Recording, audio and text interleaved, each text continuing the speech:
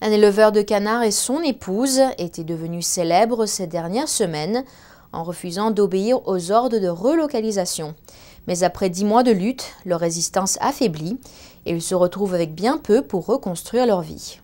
La maison Clou, qui se dressait pleine de défis au milieu de cette autoroute dans la province du Zhejiang, dans l'est de la Chine, n'existe plus. Samedi dernier, des équipes de démolition ont détruit la maison de Luo Baogen. Lui et son épouse avaient refusé de bouger après que les autorités de Wenling ont rasé le village pour y faire passer une route. La route a été construite autour de la maison de Luo Baogen. De nombreuses photos ont circulé sur Internet. Les citoyens l'avaient surnommé la maison Clou, un bâtiment qui reste debout tout seul parce que ses propriétaires ont refusé de bouger.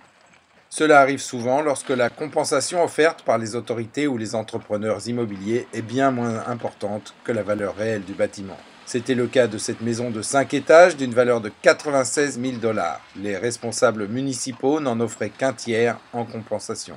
Vendredi dernier, selon les responsables locaux, après une tempête médiatique, Luo Baogen aurait accepté une hausse de l'offre à 41 000 $, accompagnée d'un terrain pour construire sa nouvelle maison. On ne sait pas très bien pourquoi le propriétaire a changé d'avis. Selon l'agence officielle Xinhua, il a compris qu'il ne pouvait pas vivre au milieu d'une route et aurait dit « Après les explications des autorités, j'ai finalement décidé de bouger ».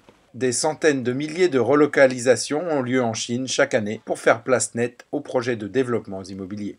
Selon un rapport du groupe de défense des droits Amnesty International a publié cette année, les relocalisations forcées ont fortement augmenté et les victimes rapportent des violences et du harcèlement de la part des autorités.